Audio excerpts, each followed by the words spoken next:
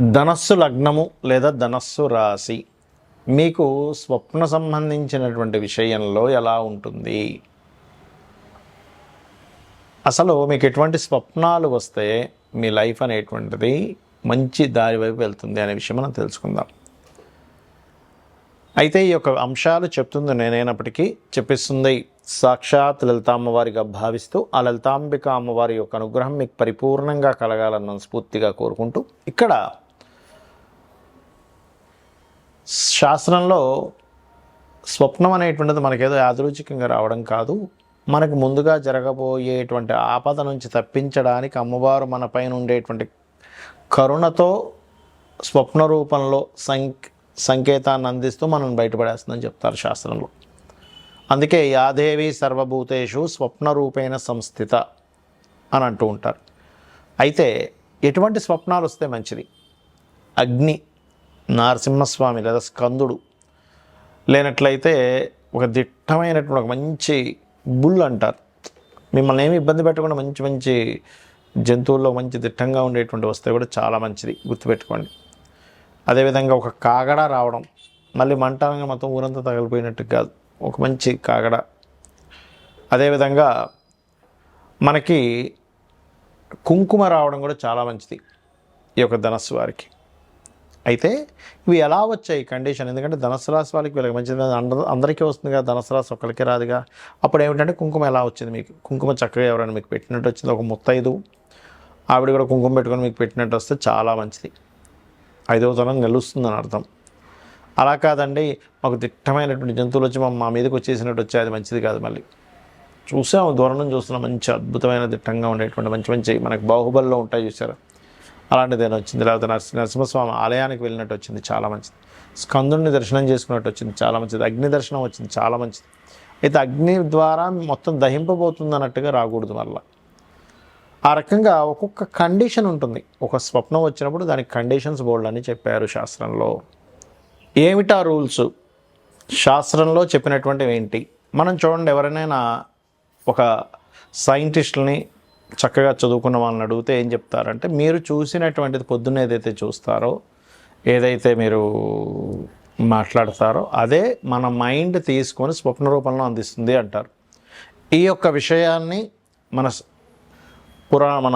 యొక్క ఋషులు కానివ్వండి, స్వప్న శాస్త్రాలు రాసినటువంటి వారు కానివ్వండి, ఏం చెప్పారంటే ఈ యొక్క విషయాన్ని వాళ్ళు చెప్పారు చాలా స్పష్టంగా. మీరు ఏదైనా చూసినా, మాట్లాడినా, లేకపోతే దాని గురించి అనుభవించినా, దాని గురించి అనుమానపడ్డా, ఆ యొక్క పరిసరాల్లోనే పొద్దునంతా తిరిగారు. ఉదాహరణ గోశాలలో తిరిగారు, గోవు వచ్చింది, అప్పుడు మీరు తీసుకోవడం లేదు. లేకపోతే ఏ జూ పార్కు వెళ్ళి సర్పాలను చూశారు, సర్పం వచ్చింది, సంబంధం లేదు. అగ్నిని చూశారు, సంబంధం లేదు. అంటే ఏమిటి? మీరు ఉదయం అంతా కూడా చూసి దాని గురించి మాట్లాడుకొని, దాని గురించి అనుమానించి, దాని గురించి భయపడి, రకరకాల సందర్భాల్లో మీరు పొద్దున్నంతా దాని అనుభవాలు కనుక మీరు తీసుకున్నట్లయితే అది మైండ్లోకి వెళ్ళి అది మీకు స్వప్న రూపంలో వచ్చినటువంటి దాన్ని స్వప్న శాస్త్రం అంగీకరించదు. అది జనరల్గా మీ యొక్క మైండ్ తీసుకుందంతే. అలాగే స్వప్న శాస్త్రంలో చాలా స్పష్టంగా మీరు అర్థం చేసుకోవాల్సింది ఏంటంటే, మీ స్వప్నం ఎలా వచ్చింది, అందులో మీరు భయాందోళనకు గురయ్యారా, లేకపోతే మీరు ఆ స్వప్నం వచ్చినప్పుడు ఒక రిలీఫ్ అయినట్టుగా ఫీల్ అయ్యారా? అంటే పైనుంచి కింద పడిపోతున్నారు, ఇట్స్ బ్యాడ్, కొండ మీద నుంచి, లేదంటే కొండ ఎక్కుతున్నారు, చాలా మంచిది. చాలామందికి సర్పం స్వప్నంలోకి వస్తే అమ్మో అంటారు, కానీ సర్పం కాటేసినట్టు వస్తే మంచిదే, కానీ సర్పం చుట్టినట్టుగా రాకూడదు. ఈ రకంగా కండిషన్ అంటే ఒక పూర్తిగా ఒక పెద్ద ఊరు మొత్తం తగలబడిపోతుంటే వచ్చిందనుకోండి, మీకు అది మంచిది కాదు. అలా కాకుండా ఒక కాగడా ఇచ్చారు మీ చేతికి, చాలా మంచిది. ఆ రకంగా స్వప్నం యొక్క స్థితి ఏమిటో తెలుసుకోవాలి. అలాగే స్వప్నం ఏ సమయంలో వస్తే ఎంతకాలంలో మీకు ఫలితం ఉంటుంది, అది మంచిదైనా చెడైనా చెప్పారు శాస్త్రంలో. రాత్రి 9కో 10కో నిద్రపోయారు మీరు, ఉదాహరణకి ఇవాళ రేపు అంత ఎర్లీగా నిద్రపోయే వాళ్ళు లేరనుకోండి, 11, 12 అవుతున్నాయి. బట్ 9, 10 గంటలకు ఎవరైనా నిద్రపోతే 12 లోపల మీకు కనుక స్వప్నం వస్తే ఆ స్వప్నం చాలా లేటుగా ఉంటుంది దాని యొక్క రిజల్ట్ రావడం. అంటే 1 year అవుతుంది, almost 1 year, 6 months to 1 year పడుతుంది. అలా కాకుండా మీరు అర్ధరాత్రి 12 నుంచి 3 గంటల లోపల వచ్చిందనుకోండి, ఈజీగా ఒక 3 నుంచి 6 నెలలు పడుతుంది. అలా కాకుండా 3 నుంచి 5 గంటల మధ్యలో వచ్చింది ఉదాహరణకి, అది ఒక నెల రోజుల్లో వచ్చేస్తుంది మీకు ఆ రిజల్ట్ అనేటువంటిది. అలా కాకుండా 5 నుంచి 6 లోపల తెల్లారే లోపల కనుక వస్తే మీకు అది ఒక 15 days 10 days లోపల అవ్వచ్చు. నిద్ర లేస్తూనే వచ్చింది, నెక్స్ట్ డే కూడా కావచ్చు, 1 weekలో కూడా కావచ్చు. నిద్ర లేస్తున్న స్వప్నంతో నిద్ర లేస్తున్న గబుక్కనేదో తుల్లి పడుతున్నాం, అబ్బా మంచి కల వస్తే నిద్ర లేపేసామంటూ ఉంటాం. ఇది శాస్త్రంలో చెప్పినటువంటి విధి విధానం.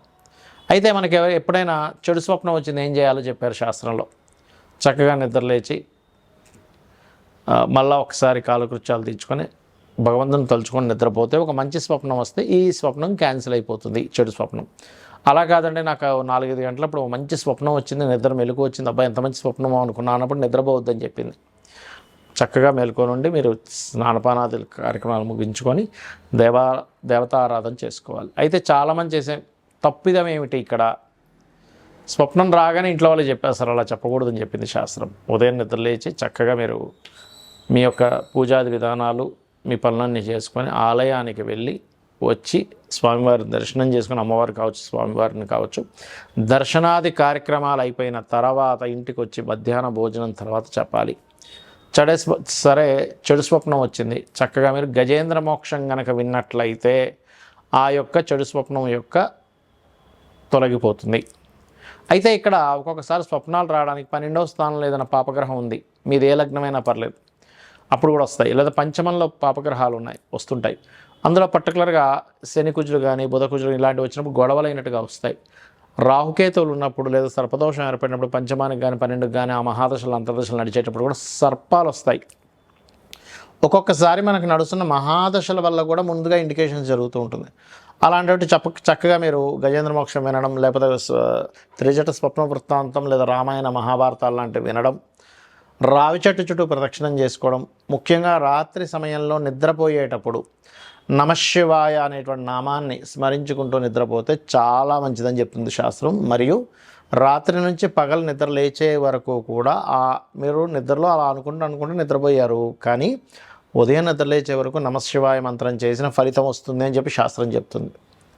కావున ఈ యొక్క స్వప్న సంబంధించినటువంటి విషయాల్లో, స్వప్నాలకు సంబంధించినటువంటి విషయాల్లో ఎప్పుడైనా మీకు ఇబ్బందికరమైన స్వప్నం వస్తే భయపడకుండా నేను ఇప్పుడు చెప్పినటువంటి గజేంద్ర మోక్ష ఘట్టాన్ని ఒకసారి తలుచుకున్నా పర్లేదు మీరు మొత్తం, ఎందుకంటే 1 hourలో ఉంటుంది, మీరు యూట్యూబ్లో కొడితే. అలా కాదండి, మేము తలుచుకోవాలనుకుంటే చక్కగా నిద్రలేచి ధ్యానంలో కూర్చొని ఒక గజ సమూహం త్రికూట పర్వతం అనేటువంటి పర్వతంలో, ఈ ప్లేన్లో జరగలేదు, త్రికూట పర్వతంలో జరిగింది.